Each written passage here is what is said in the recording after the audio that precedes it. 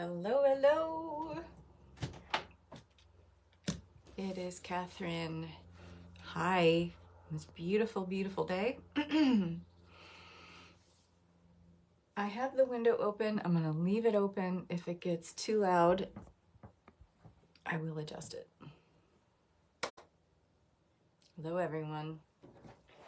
I know that not everyone can be here live, and that's okay. We're going to go ahead and do this call where we're still focused on the heart. And in our flow call today, I am going to introduce a tool to you that you are going to absolutely love. Jante, this will be very familiar to you.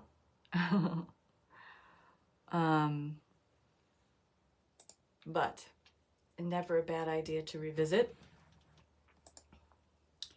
Just want to see where I am in the group. If I'm in the right place at the right time. It is just a tremendous spring day here. Okay, there I am. In the Pacific Northwest, and it's going to be 55 today, and I'm like, I love it, love it, love it, love it, love it, love it. Spring is coming. And even though it snowed here a couple days ago, it didn't stick, but it was so awesome to see. And it is awesome to see all the daffodils and the crocuses coming up, and just smelling the budding trees. So I don't know if you can see, but right outside of my window to my office, you can see those trees. Maybe those are lilac trees, and they smell so tremendous. And we're gonna have we've had a nice wet spring, so we're gonna have beautiful lilac blossoms here. It tends to show up later because in latitude we're kind of up here in Bellingham, Washington. I'm right near the border of Canada, and so it takes a while for the lilacs to bloom. But when they do, this office window will be open all the time to smell those lilacs. So anyway, without further ado, let's get into it today. We're going to talk about how all desires begin in the heart. And the heart, when we think of this as a multidimensional, energetic connector, that's what the heart is. It's the command center of unity consciousness. It's the command center of elevated consciousness. It is the part in our body, in our human avatar, that unites us with our soul. It's the great integrator. It's the great bridge. It's the great connector. The heart is a passage creator for unity. All passages defined, designed, built out to bring one system, way of being in connection with another, it's all done through the heart. It's all done through the heart. When you think about your desires, okay, as something that is maybe outside of you, and the way we conceptualize things using the linear construct here in 3D, when we are looking at our desires from our human avatar, we're saying, I'm here and my desire's over there, yeah? And we think that, resonance, vibration, frequency is what pulls those things together, magnetizes them. Okay, but where do you think that comes from? What generates that? It's the heart. It's the heart that is the great bridge, the great integrator. It is the mechanism that allows us to resonate at a certain frequency, to generate a certain vibration. Makes sense? So everything that we desire, it begins in the heart. It begins in the heart. You think it begins in the mind, but we just kind of conceptualize it there. It's just this construct, this thing that's just hanging out in our awareness. But when we bring it into the heart, that's where the unification process really happens. And when you're focused more on the heart and you're building the energetics of the heart, You are working on the heart as, or I should say, not even working on it, but playing with the energetics of the heart and becoming so at home with the energetics of the heart that you're cultivating this greater and greater resonance all the time. You could think of it as the more attention you give to your heart, the more care you give to your heart, and you feel that resonance building out, rippling out. That is what really brings you into unification, into union with your desires. And that's just, again, our brain conceptualizing something. Your desires never exist outside of you, actually. That's just the way we can kind of compartmentalize or conceptualize or, come up with this idea of, hey, I want this, so I'm going to strive towards that. But when we're really at home and comfortable with the energetics of the heart, how it really works, and it is like the fascia of the body, the heart is what connects us to our soul-led, soul-fed selves, okay? Our other organs do that too in very unique ways, but that's something for another time. The heart is the mechanism that cements our human avatar with our soul. And when we are playing with the energetics of the heart in such a way where we become so familiar with how the heart functions as this great integrator, this great bridge, we start to realize something really profound, that our desires are actually never outside of us. They are in us. They are within us. And it's just a shift, a subtle movement, or what we think of, again, with our linear minds as a movement into higher resonance with the desire. Then it shows up. It becomes something that moves then from essence into form. But all our desires already exist within the heart, within the multidimensional mechanism of the heart. And when I say multidimensional, I'm saying that the heart is something that can be very much at home in 3D, 4D, 5D, 6D, 7D, 8D, 9D. It's that organ that is within us as a human, living in this density, that is also connected to all the multidimensional aspects, twin selves, alternate versions of us in any time, space, dimension, or reality. It's the heart that is that ultimate connector, the magnetic attractor. Makes sense? And so to kind of concretize a little bit this and make this real and tangible and usable and practical, because I really like, I like SQP, or you could say SPQ. Simple, quick, powerful. Simple, powerful, quick. What do you like better, SQP or SPQ? I think I like SPQ. Simple, powerful, and quick. I'm all about that. And, I've introduced a lot of tools over the years that are a little more involved, and how I try to keep improving on what I do is I try to just whittle down and solidify and bring these things that maybe can be a little convoluted, too nebulous, esoteric sometimes, whittle it down to its purest essence so that I can share it and teach it, make it practical. SPQ, yeah? Jante, that's the winner? I love the way it sounds too. SPQ, simple, powerful, and quick. So I love simple, powerful, and quick tools. And do you know why? Because I'm more likely to use them if they are SPQ.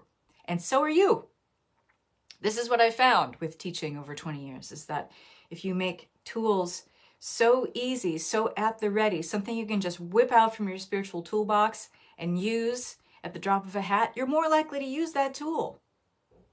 So in that spirit, I'm going to share another tool with you here today. And what is super cool about this is that I've only been sharing this in my Phoenix Path program, but it is so incredible, and I've received so many great benefits with it, and I've got a lot of great feedback with the women that I've shared this with in my Women Walking the Phoenix Path program, which we're just closing out now.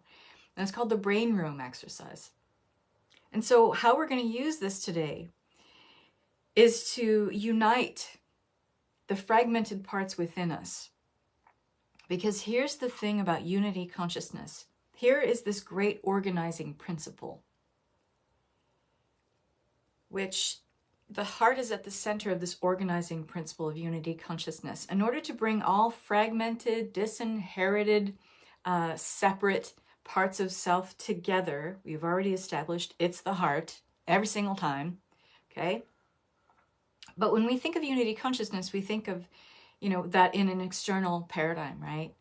We think of the collective coming together to a similar vibration where we're sharing thought forms, ways of creating our world. Ideas are generated within a kind of bandwidth or spectrum of energy that we're all kind of sharing in and contributing to, that is higher and better for humanity, right? And we think of the unity consciousness in this external paradigm.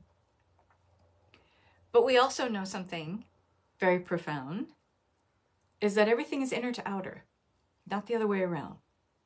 Everything is inner to outer. So our outer reality is a mirror for what's going on within us, yes? Let me make sure. See the comments. So the great organizing principle of unity consciousness is to bring it all together, okay? And we think of this as outside of us, as an external model, unity consciousness. But it shows up externally, unity consciousness, a collective of unity consciousness, a spectrum or bandwidth of thinking, weighing, ways of being, believing, behaving, that are all part of this higher spectrum or bandwidth of consciousness, this elevated station of awareness, that can only and ever exist. Those uniting of parts outside of us can only exist if we're uniting the parts within us, okay? Unity consciousness shows up externally because we already have united the fragmented parts within us.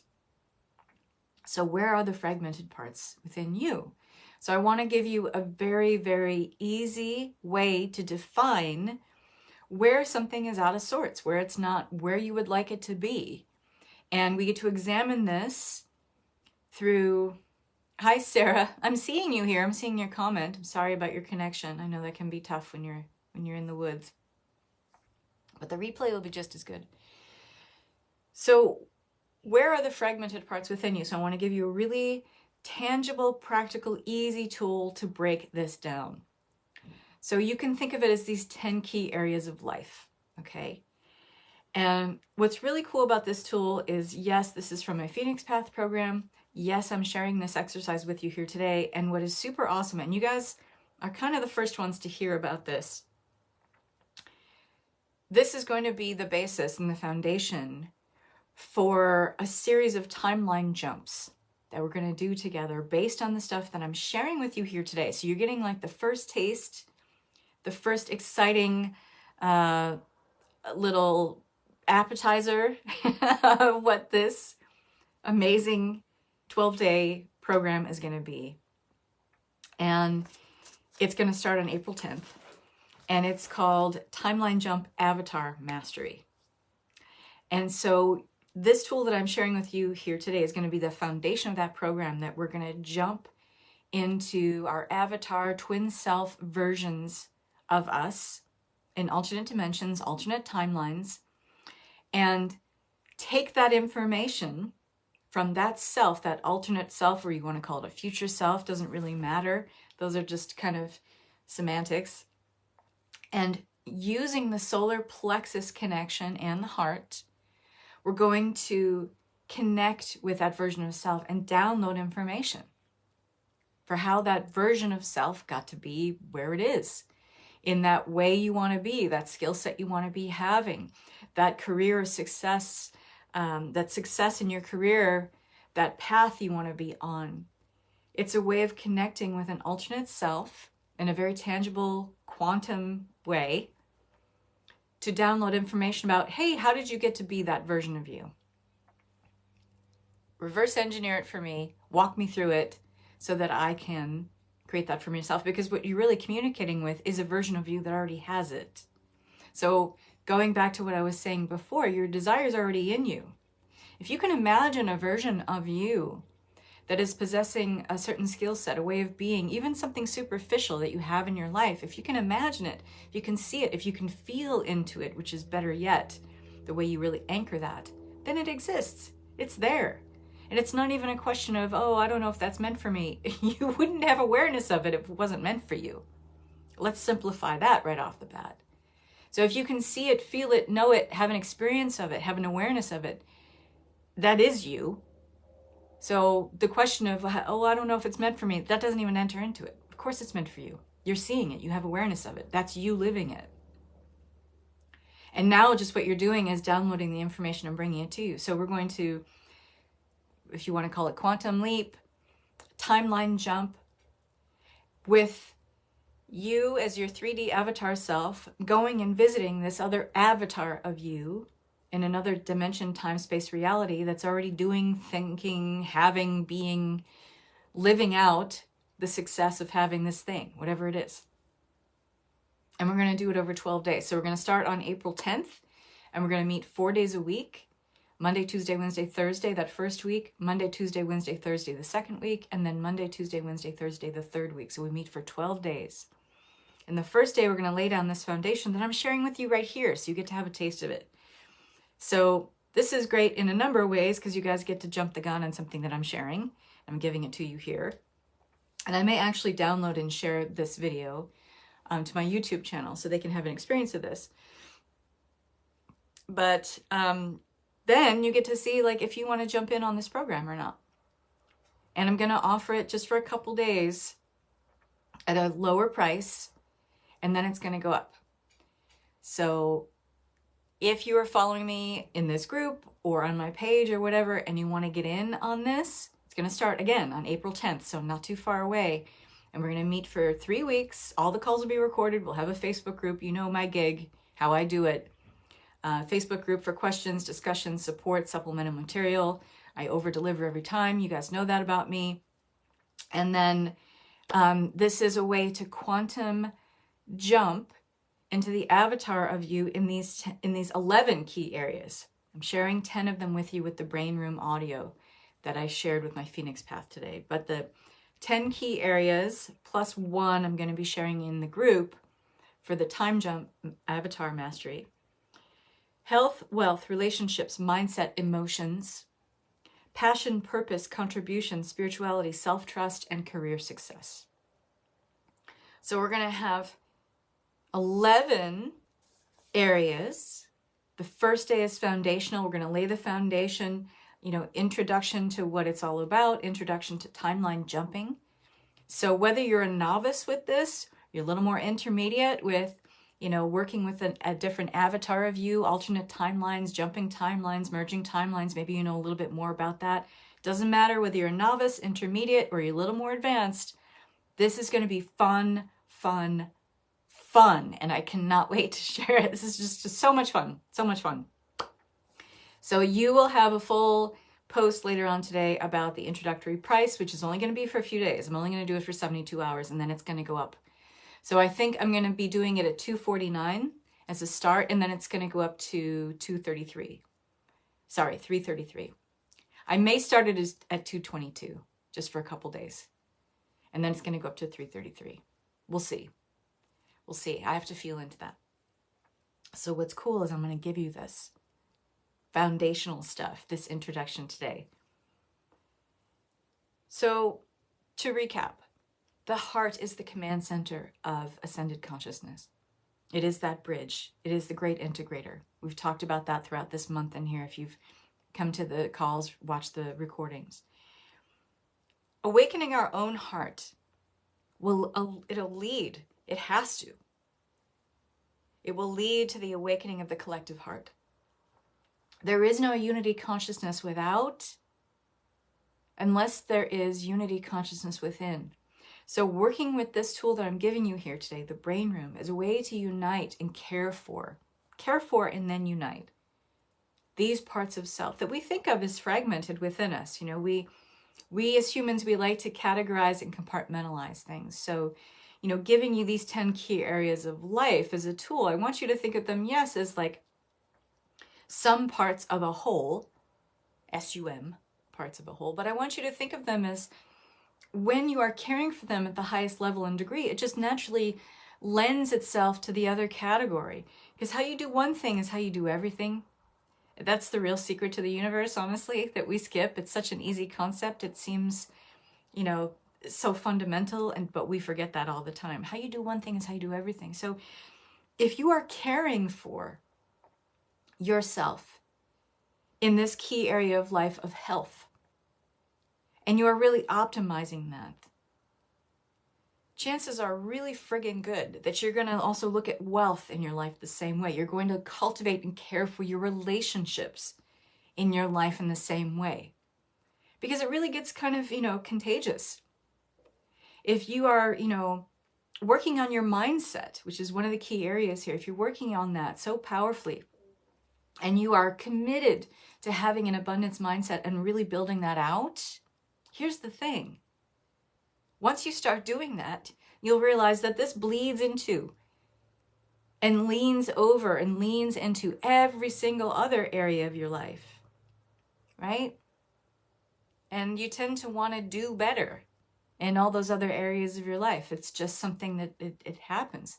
And it's because you're expanding your awareness, you're expanding your consciousness, you're expanding your level of attention and focus and funding energy towards something which is your betterment. You're going to tend to want to do that in all the other areas of life. I've been doing this for over 20 years. I've never seen anyone who's just completely focused on, building better relationships with people. And then yeah, but I don't care about my health. I don't really care about wealth. I don't really care about my emotional state or moving towards emotional self-mastery, even though you have to with relationships, right? And when you look at relationships, that's everything. That's the foundation of human experience. We're all relating to something or another, right? Whether it's another person, a way of being, etc., something we want. We're all relating to something. So relationships are everything. Our entire human existence is a relationship. So if you're just focused on relationships in your life, you're going to also look at your wealth. You're going to look at your career success, your career path, your livelihood, your vocation, right? You're going to look at your purpose, which is not necessarily tied to a vocation or what you do, as I've always talked about and shared many times with my community. Your purpose, whether you call it life purpose, soul purpose, it's not what you do. That's secondary. Sure, it rolls into that, but it's who you be, right? Your purpose is who you be. I mean, you show up in life aligned with your values, your ethics, certain morals and principles, or you don't, right? And so then what you do will naturally be a carryover or something that concretizes that. That's something that is already who you be, right? So the heart is the command center of consciousness. When we go into the heart, and we're going to look at these 10 key areas here in just a second through the lens of the heart. So what I want you to do here right now is just very simple, very easy. I want you to take a deep breath and just become very present. Just take a deep breath. In and out. And I want you to feel your body just kind of settle into the seat that you're sitting in. Sit up straight so that your spine is straight. Your feet can be flat on the floor. And just really connect with the space that you are in right now. Connect with the physical space. What are the sounds around you? Connect with that. It'll take you deeper into the present moment. What does the temperature of the air feel like on your skin? Concentrate on that, focus on it for just a moment, and it'll take you deeper into the present. Put your hand on your heart. Connect with this amazing organ that is multidimensional, that is the command center of elevated consciousness, and feel that heart beating in your chest. And let that take you further into presence. And I want you to have gratitude for this amazing multidimensional organ and system that resonates inside your human avatar and does so many powerful things that you don't even have to think about. It's on autopilot. It already does it. It already creates this bridge. It already is this passageway. It already is this great integrator and connector to all things, everything that can be known, ever has been known, or ever will be known. Your heart does this. How cool is that? So connect with it. Have gratitude for it. And love on yourself for being this amazing vessel that is holding this energy right here, that is giving it a home to take up residence in. My heart is on autopilot. It does what it needs to do. It has an incredible amount of intelligence. All your organs have that. So as you connect with that, you can take your hands off your heart if you like. And I want you to become really present. I'm going to take you through each one of these 10 key areas, which you're going to have this audio. You're going to have a link to that so you can listen to this and go into the brain room, okay? I want you to focus on your health for a minute, and I want you to think of all of these categories on a scale of 1 to 10. And I want you to think about your health, where you are right now, but also as something that is aspirational, okay? So be honest. The more honest you are in this assessment, the more you're going to get out of this, okay? So be honest. Where's your health at right now? When you think about your health, how well you eat, how often you eat, what you put in your body, how you think of food as fuel instead of something you just shove into you to get you through to the next hour, to get you through lunch. Some of us might resent our exercise routine or our food. I want you to take that into account, okay? Because that has to do with your health and how forthright you are in taking care of your health. And I want you to think about, in the vein of taking care of your health, as an aspirational concept, where would you like it to be? So maybe your health is right now, it's a 3. If you're giving yourself an honest assessment, and you can write this down. Where would you like it to go on a scale of 1 to 10? Do you want it to be, could you be comfortable with an 8? Maybe you want to take it to 10. When I go into the brain room, I put everything to 10. I just do, because I figure if this is aspirational, I'm gonna go all the way. I don't like to do things halfway. That's just not me. So you want to go to 10? Great. And just get a sense as you go through each one of these, and you'll have more of a sense of this when you go into the brain room, into the guided journey that I'm going to give to you, this audio journey I'm going to give to you. You'll have more of a sense of, well, here's where I am. You know what your life looks like now because you're making the assessment. But if you were to go aspirational with this and say, I want it to go to 10, what would that look like? Better yet, what would it feel like? Yeah? I just want you to get a quick sense of it here. Right here, right now, is more about the assessment of where you are. Okay? Wealth. Where would you say you are with that right now? Again, honest assessment first, and then the aspirational level second. Okay? You can gauge it, you know, in terms of how much money is in your bank account. Maybe you want to look at, like, you know, how much more money is going out in your life rather than coming in. I mean, you can gauge this any way you want, how much debt you have. If there's a big looming bill that you want to pay off, a medical bill, a student loan bill, whatever, you can gauge this any way you like, but just gauge it honestly for where you feel you are right now. Awareness is key. You can't move anywhere or really measure movement from one space or way of being to another without an honest assessment and having full awareness, right? Awareness is key.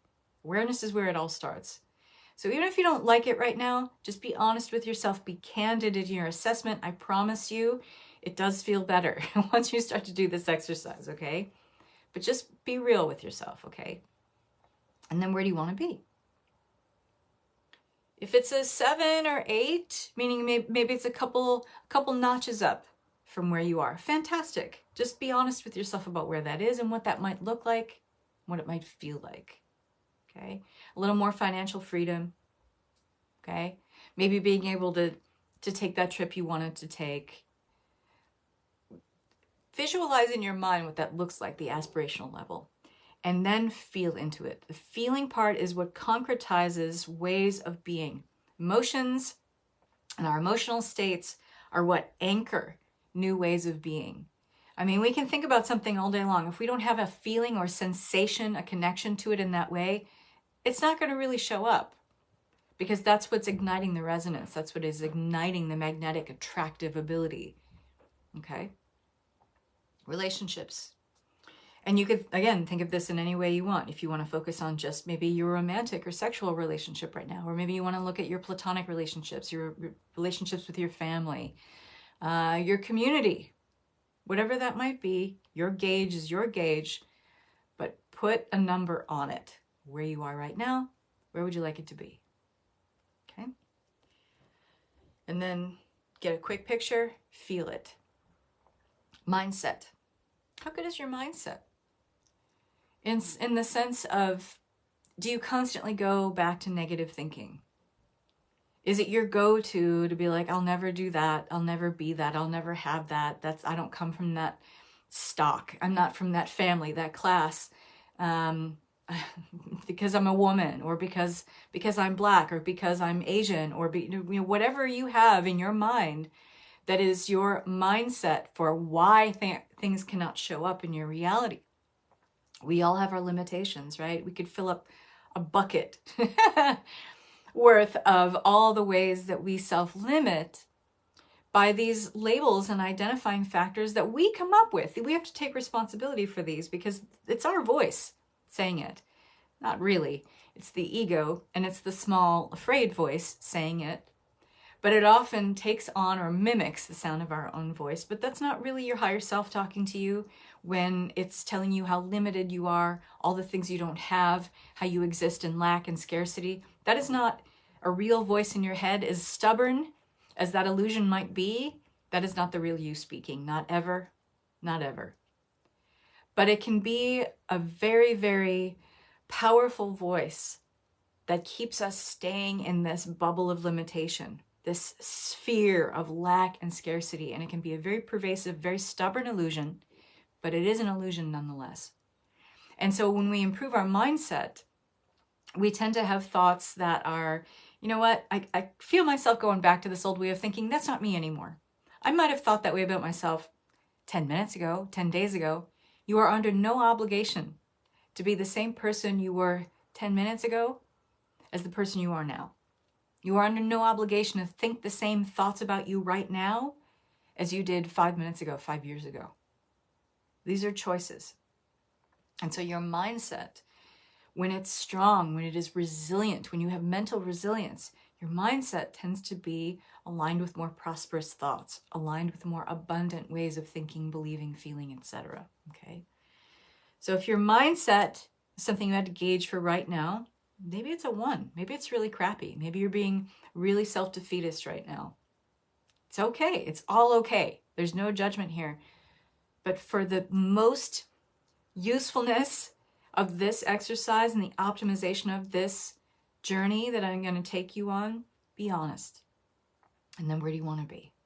I know I want to be a 10 with my mindset. I'm really working on that. And to be honest, my mindset is really, really freaking solid right now. It's about an 8 because I've been working on it so fastidiously for the last 14, 15 months. It's something I've been working on for a long time, but I was stuck in a rut for a long time. And now it's a non-negotiable. My mindset has to be solid. My mental resilience, my emotional intelligence, they need to be solid. So that brings us to the next one, emotions. Where would you say, if you think of emotions as emotional maturity, how emotionally mature are you? How good are you at being in touch with your own emotions, what you're feeling moment to moment? How you might feel, yes, triggered by something that happens outside of you, something someone says, an event that occurs, the situation that you're in, and then being able to take full responsibility of like, that might be happening, but I'm reacting to it or responding to it this way, and that's on me. That's emotional maturity. How good are you with that? How good are you with being able to identify your own emotions when you have them? Are you good at being able to suss them out? Be in the sensations of the emotions and where they reside in the body. These are all signs of emotional maturity. So you might be 2, 3, 4. Might even be a little bit better. Maybe you're working on this. But on an aspirational level, where would you like to be? Passion. Okay.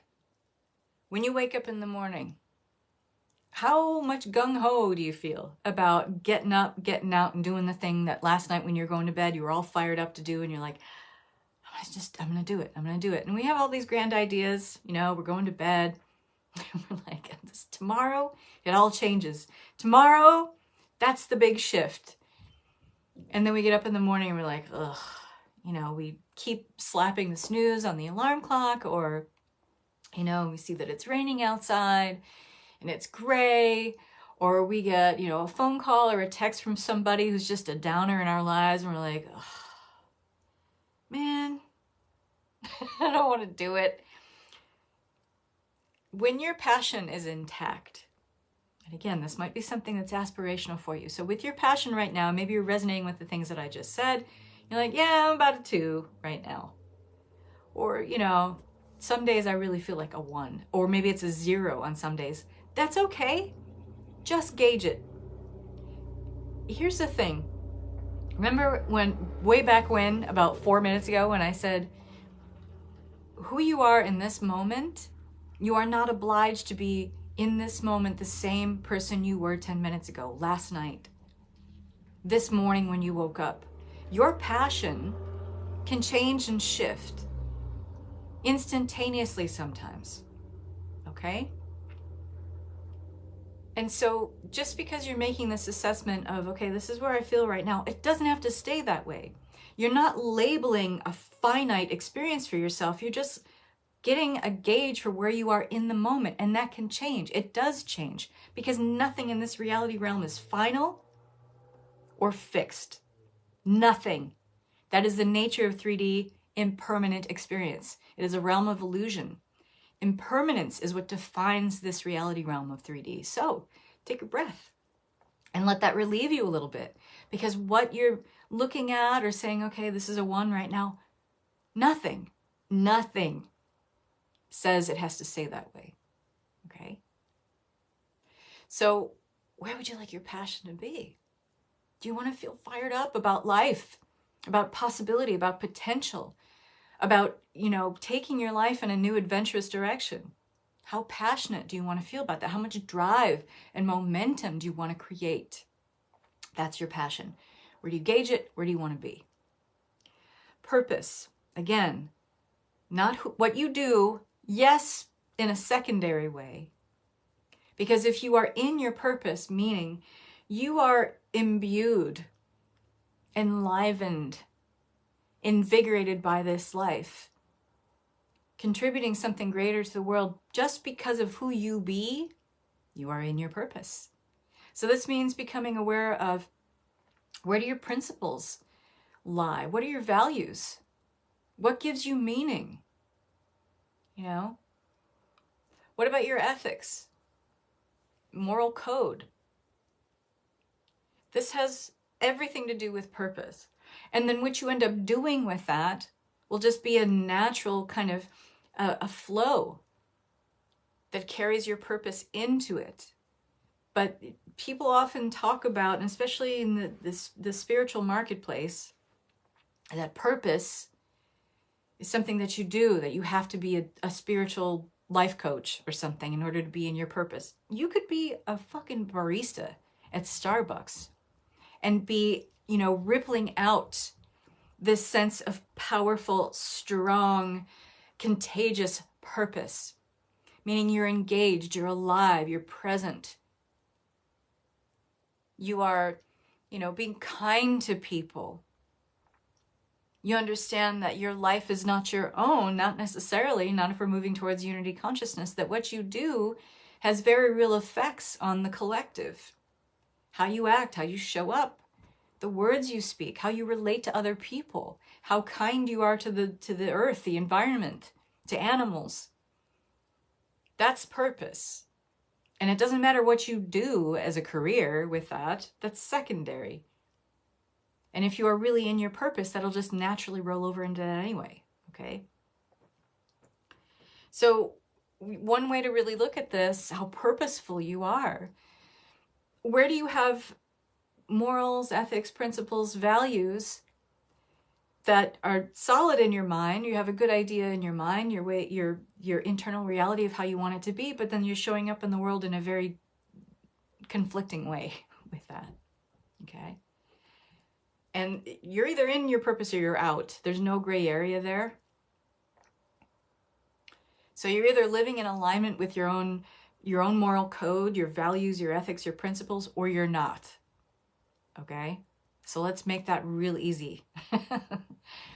And again, there's no judgment here. Where are you now? Where would you like to be with that? What would your life look like? What would it feel like if you were living in full alignment with those ethics, morals, principles, values? What gives you meaning? Okay? Contribution. Pretty straightforward. How do you want to contribute? A lot of people get hung up on, well, I'm this way and I'm just trying to get ahead and I can't possibly contribute. Let's stop the victim talk right now. I don't really allow that in my community. We don't do that. We don't commiserate here. I want to share something really powerful and so easy and such an easy mindset shift around abundance and prosperity that you always have something to give. You always have something to contribute. When we're in victim mentality, we think contribution has to be like, well, I have to give up something. That means that I'll have less. That's lack. That's scarcity. That's straight up victim mode. And that is never, ever the truth of reality. I have seen and I've worked with people who show up constantly contributing, giving, because they operate from a mindset, a way of feeling, believing, and thinking that they are given more than enough. They are operating from an abundance template, meaning there is no lack, there is no scarcity. And if you're operating from that mindset, that means that I have more than enough to give. Now, this might not always be money. It might be, I have powerful ways of being able to break down reality and sharing that. Hello, that's me. That's what I do. That's why I have 425 videos on YouTube talking about all things spirituality and ascension, because I have more than enough of that to give and share, which are often very practical tools that you can apply to your life and make changes, make shifts, and experience all kinds of quantum movements in your life, because that's the information that I have to share. I have more than enough of it, and I'm happy to share it, and I love it. Okay? You might be an excellent gardener. You might know an incredible amount of like gardening hacks, and you've saved money over time by using this, implementing that, using this up and wearing it out and repurposing it. That's what you have to give. You have information to share. You have wisdom to impart. You always have an ability to contribute something. Stop thinking that it has to be this thing that if I give that means I have less for myself. That is straight up victim mentality. That is a scarcity and a lack mindset. You are dealing in paradigms and constructs and structures that do not actually exist. Stop supporting that. This is how we also move to unity consciousness. When you're no longer a human being personally that's supporting these paradigm structures of lack and scarcity, you become the example. You become the shining light for other people to also not do that. Hello, contribution. Okay? So get creative about what you think contribution is. Gauge where you are with that right now. Where would you like to be? For me, I know I want to be a 10. I want to keep giving and giving and giving because it feels so good. It feels so good. And here's the thing. The more you give, you start to realize something really astonishing. The more I have to give. And the more I give, the more I realize what I have. Okay? It's inner to outer, folks. Always, always, always, always. And you'll start seeing this kind of reciprocal feedback all the time, especially around the area of contribution. Spirituality. How close do you feel with Source? Do you feel supported? And it's always an inner to outer with this too. If you feel supported by yourself, you're going to feel supported by the universe. So when we look at spirituality, it kind of takes us back through all of these other key areas, right? If you tend to feel like you're supported, you're loved, you're important, you're supposed to be here, you're part of this very auspicious Earth timeline right now, you're supposed to be here because there's something you're here to contribute. There's something you're here to share. There's wisdom that you're here to impart. And it may not even be that you're here to, be a teacher or to share something and be in the public spotlight. It's not about that. It's about how you show up in your everyday life. It's who you be. Am I impressing that upon you enough? It's who you be. And your spirituality will exude that. So where would you like to be? Maybe there's something else you'd like to learn, or maybe you'd like to open up to more meditation, or maybe you'd like to just feel more at home with being present instead of constantly having your energy off in the past or the future, which I call them ghost lands because they don't exist. Again, another construct that helps humans categorize and compartmentalize reality, but they don't really exist, right? And the fact that we are too much in the past or too much in the future, it robs us of the powerful energetic real estate of the now. We can't really be present. So maybe you just like to be more present, you know? Where are you? Where would you like to be? And then finally, self-trust. Self-trust. And this is the ultimate enveloping and meshing sphere that kind of combines and utilizes all the other key areas that we're talking about here, because what it comes down to is if you don't trust yourself, you're not going to trust your relationships. You're not going to trust your body to take care of you and have good health, vitality, and well-being. If you don't trust yourself, you're not going to trust the adventure of life. You're not going to take risks. You're not going to follow your intuitive nudgings to do something that maybe you've never done before, but it feels right, it feels good, it feels expansive, but you might not do it if you don't really trust yourself, okay? You're not going to really trust yourself to move forward and have momentum and keep thinking a certain way, even if it feels really far off, or have the passion to do it if you don't fully trust yourself. You're not going to really be a more spiritual being and trust source, God, creation, whatever you want to call it, whatever name you give to it, if you don't really trust yourself first. It's all tied in, ladies and gentlemen. So think about these 10 key areas. I'm going to go over them again. Health, wealth, relationships, mindset, emotions, passion, purpose, contribution, spirituality, and self-trust. So write them down.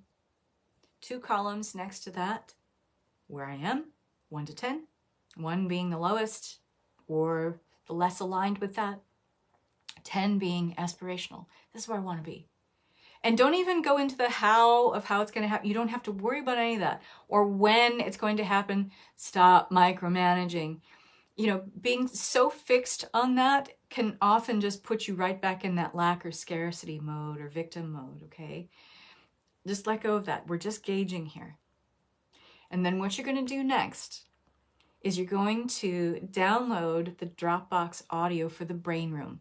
So the way Dropbox works is if you download it to whatever listening device first, then it's going to be an uninterrupted audio stream. So make sure you do that. Do not listen to this while you're driving, okay, or operating any heavy machinery, okay? You're going to want to do this when you have some time. If you want to optimize the use of this, I highly recommend first thing in the morning you get up. You could be laying in bed and doing this, okay? I will do this. I don't even need the audio anymore because I just do this all the time and I'm so used to it. It takes me 3 to 4 minutes to do in the morning. I go into my brain room and I'll make these adjustments. Sometimes I make adjustments to all 10. Sometimes I really just want to work on passion. So maybe I wake up, I feel like I'm waking up on the wrong side of the bed. And so I really want to work on my passion and purpose. So I might just go in my brain room and work on those 2 things. Okay? And so just a little intro to the brain room. This is a room that exists in your brain. Okay? And the way the audio meditation is set up is that you're going to, imagine yourself going down a hallway and going into a room that is your brain room. You're unlocking the brain, this room that exists in your brain. And you can decorate it, make it beautiful. It could be a sphere of just glass windows. And you're looking out at a beautiful, gorgeous Hawaiian waterfall. You're in the tropics, or you could be looking at a cascading waterfall in Scandinavia, or you could be, looking at a beautiful mountaintop in the Alps, or whatever that is.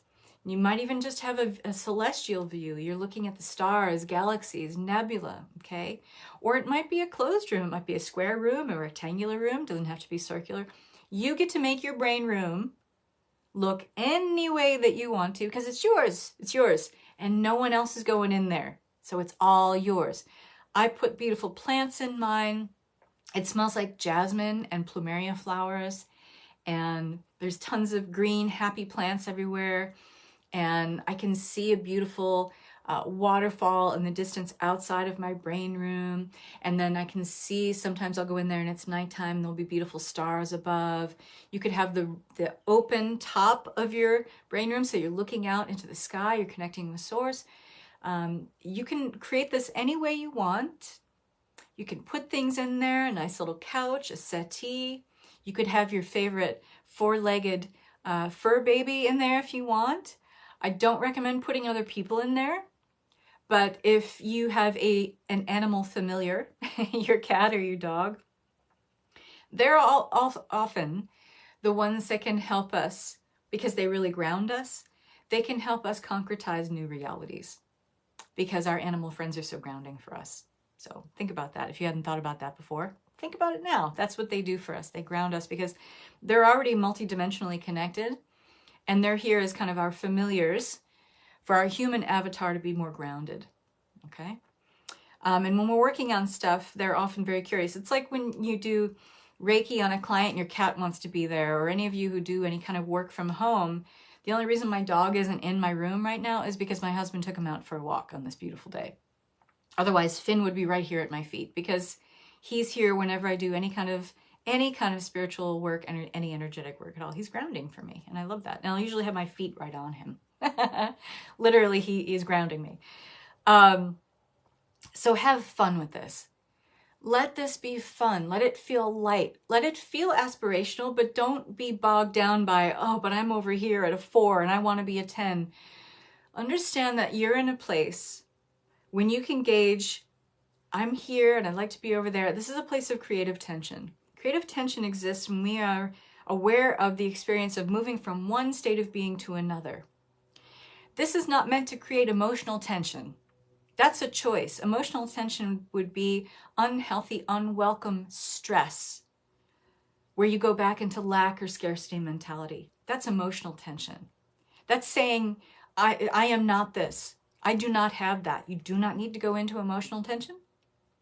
Instead, go into creative tension, to this place of, I recognize, and now I'm measuring and tracking my movement from this level of awareness to this level of awareness. So what is happening? What can I take notes of? What can I journal on? How can I make myself more open and more of this clear, accepting vessel that is open to information, wisdom to be downloaded into me, so that I can take it and use it as fuel in this place of creative tension, so that I can mark and track my movement from this level of awareness to that level of awareness.